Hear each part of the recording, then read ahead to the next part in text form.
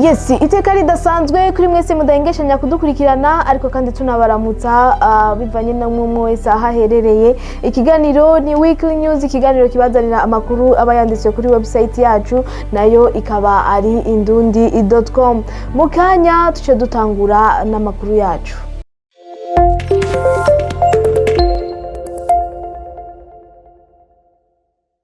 Yes, nkuko rero narimeje kwibabwira inkuru ya mbere ni DJ Pole atanze inyishu ku kibazo ca Pasinzi kubazo kurikira.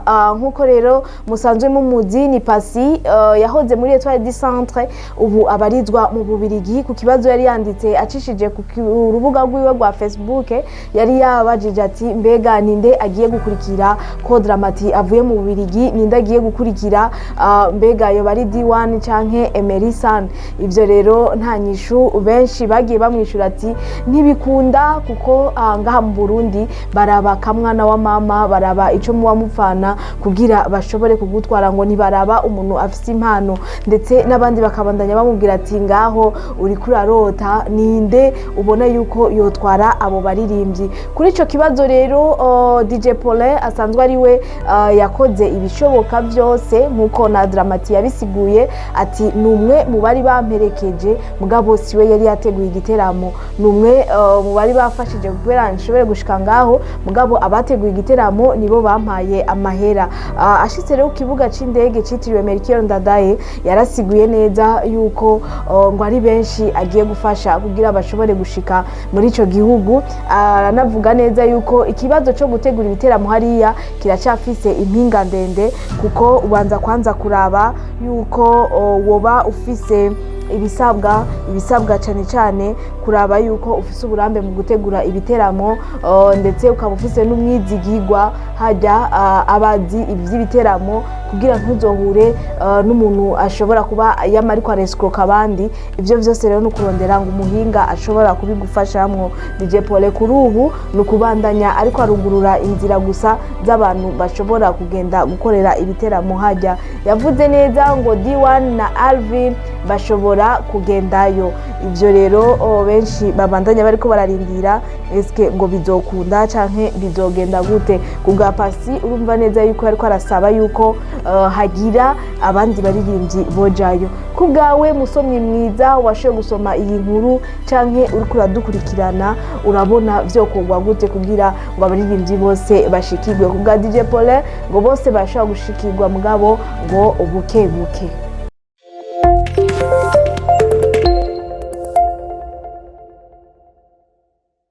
Yes, tuva ku nkuru ya DJ Pole dukubitire ku nkuru yacu igira kabiri. Ati Ozi Irakoze ngo arabesha ntiyahonyoye kuri Marara Hotel. Iyo ni hotel nini ubona neza yuko yashoboye no gukorerwamo indirimbo muri no minsi iri kwirabica bigacika ya Element, ariko kandi n'amasanamu yahafatiye urabona yuko yari meza cyane. Benshi rero bagiye baravuga cyane kwa Ozi umusi yahimbaza isabukuru yiwe y'amavuko. Hari foto imwe yashize ko yerekana yuko ari hari n'iyindi yerekana ari ku kiyaga, ndetse anavuga neza yuko abari kuruhuka, ngo reka tube turaruhuka kuko tuba twakoze cyane. Bamwe nabariya rero bagarutse kuri iyo foto ati aho hantu biraboneka yuko atari huri, ngo ni photoshoot. Ugerageje kuraba ngo yari kwinjira n'indani cyangwa akatwereka ibyo ariko arahafatira, ubundi kuhahagarara gusa ngo nibiboneka neza yuko ari hari. Bisigura neza yuko bamwe nabariya batabitahura kumwe, ariko tukwibutsa yuko Ozi ari umwe mu bamenyesha makuru yakoresheje YouTube cyane, hamwe iduga cyane ikaza irakurikirwa n'abantu benshi. Siren Vibe usanze uzi yuko ari nawe ayirongoye ubu.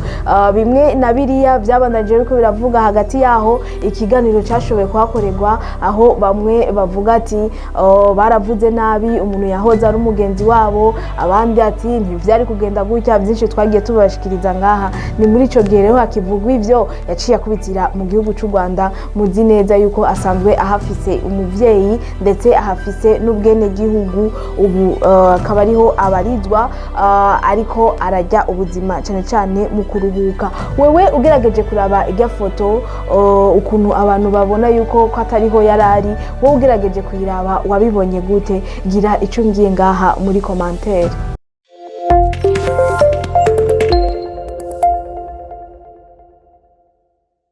Ego tubandanya n'amakuru yacu, ndakwibutsa yuko iyo nkuru yashoboye kwandika Yannick, ariko kandi ndanakwitsa kuri website yacu yuko haba ari amakuru atandukanye, yaba ari amakuru y'inkino, yaba ari kuvuga cyane cyane kuri entertainment, cyane cyane ku baririmbyi, byose biba ari hajya. Isabukuru dukunde Uburundi rije gutsimbataza akaranga, ni isabukuru ririko rirategurwa na Irebe Company ifadikanije na RTNB.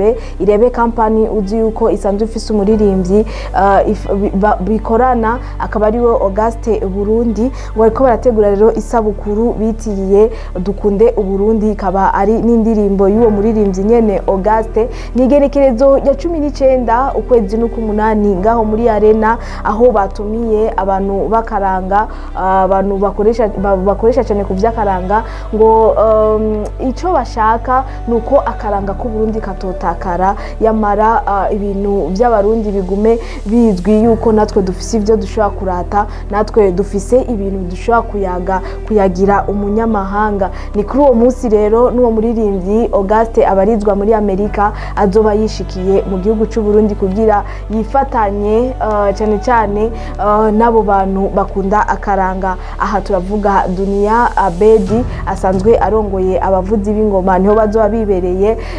Ngabo niwe bavuga ati ngo ni pare w'isabukuru, niho azoba yibereye, ariko kandi na Mutima le Comédien Kigingi niho bazoba bibereye. Bernice Dobel Amagaba azoba hari imigwi myinshi cyane cyane ku bariko barakora ku vyakaranga. Ngo vuba rero aratumenyesha neza na neza ni bande bazoba bahahari, ni bande bazoba baramutse guteramisha abantu, kwinjira izoba ari gute, byose rero ngo azogenda arabitumenyesha buke buke. Mugabo ngo ico kwibuka nuko ari genekerezo ya 19 ngo kwezi k'umunani ngaho muri Arena. Tumenye cyane cyane ivyakaranga kacu, ukaba ubikunda rero ngo nta gusiba uwo munsi.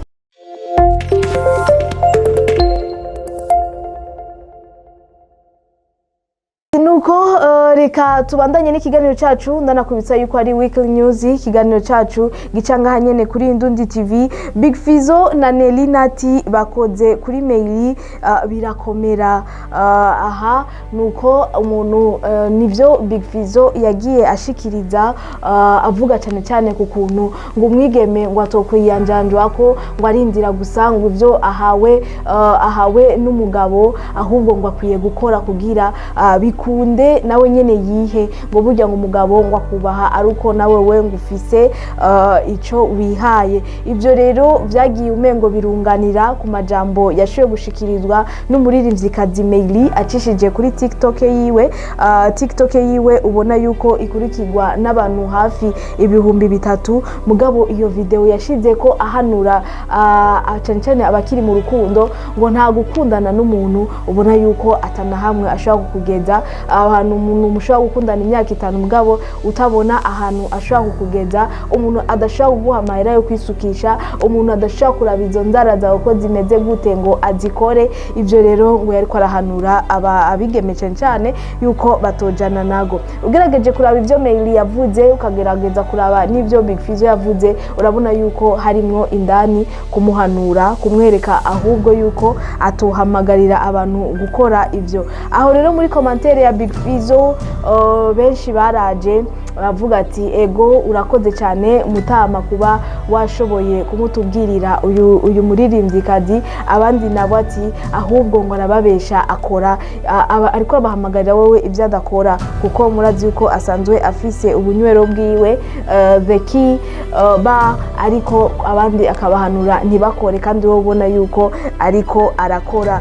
si Big Fizzo gusa yagize icyo ashikirije ahubwo na Nelina ati urazi ko nawe nyene ari umunyarusaku akongera kandi afise ibintu byinshi asanzwe akora yahoze ari n'umumenyesha makuru akunda rero gushikirizwa ubutumwa butandukanye acishije kuri WhatsApp yiwe cyangwa kuri Facebook yiwe aho yavuze ati ngo ndabona ngo Mona Warda ngo niwe muririmvyikazi wa mbere atamana amajambo mugabo ubona yuko yamari ko arinjiza wakaba ari nawe muririmvyi kazi afise imodoka yiguriye ako kanacara gasubiramo kandi ati yiguriye kuko ngo urabona yuko ngo abaririmvyikazi benshi ngo bama bari ko barifuza inze amahera avuye ku bagabo amahera avuye ahatandukanye rero ngo uyu Mo Kenzi niwe ashingira intahe yuko afise ubutunzi wenyene yiha akuye mu maboko yiwe. Wewe uri kuradukurikirana wewe wagerageje gukurikirana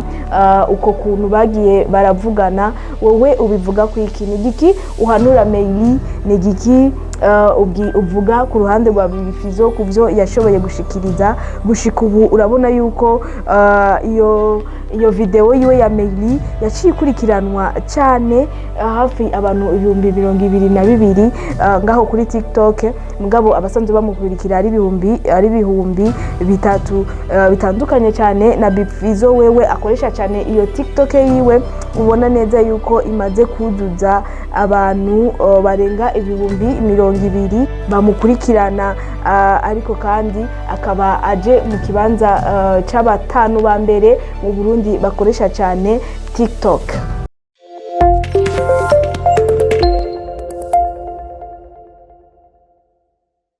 Yes, tubandanye n'amakuru yacu ndanakwibutsa yuko tuba tugutoreye amakuru make urashobora guca kubitira hariya ukaraba n'ayandi yagiye arandikwa kubwo umwanya uba wategekanijwe tuba dushaka kugusomera amwe mu yagiye akunzwe cyane amwe mu yagiye yandikwa tukabona ati turashobora guca tuza kugira dushobore kuyabasangiza. Legimo Music bafashe iyo muri Congo Brazzaville ni abaririmbyi muzi yuko basanzwe bakorana ari babiri nkuko nyene biyita Legimo nkuko byari bitegekanijwe nuko bari gufata Rutemikirere igerekerezo rya gatandatu mugabo byabaye nk'ibihinduka kubera uko kuntu nyene uko kuntu abateguye iyo festival bari bashaka yuko ibintu bishobora kunyaruka.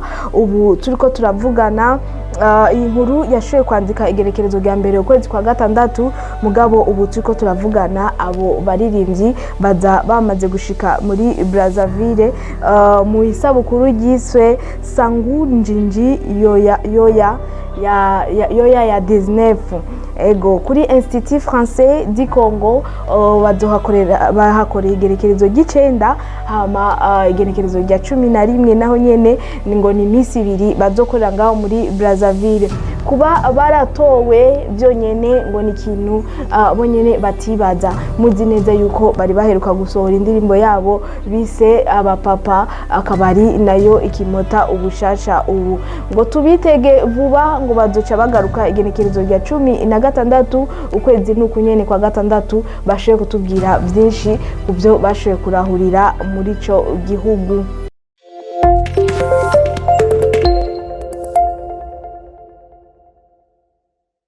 Yes, inkuru yacu isa nk'iya nyuma isa niyo duca turangiriza ko ngo Simbizi aragumutse ngo Big Fizzo na Satubi saba legend.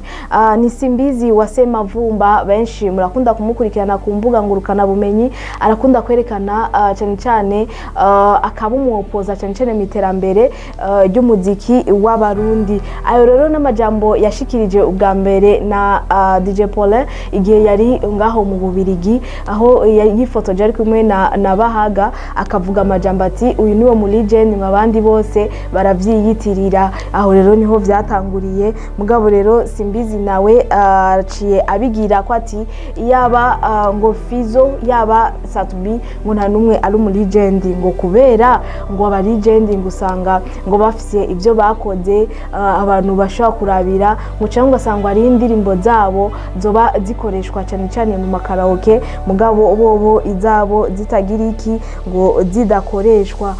Bamwe na bariya rero ku byo bagiye barashikiriza bagiye baramubwira ati mbega wewe ushobora kubivuga wewe nkande ukabivuga gute, ariko umusomyi mwiza nawe uri kurankurikirana ugerageje kumviriza amajambo yashoboye gushikiriza, wowe kubgawe ubivuga kwiki? Sat-B na Big Fizzo ntabwo araba legend? Gira ico ngiye ngaha muri commentaire ncengira ko ndanagushimira wowe udahengeshanya kudukurikirana, wowe wa muri kumwe mu biganiro byacu bica ngaha kuri Indundi TV. Tukwifurize amahoro ndetse no kumererwa neza, tuze dusubire kandi muri iki kiganiro. Ciao ciao.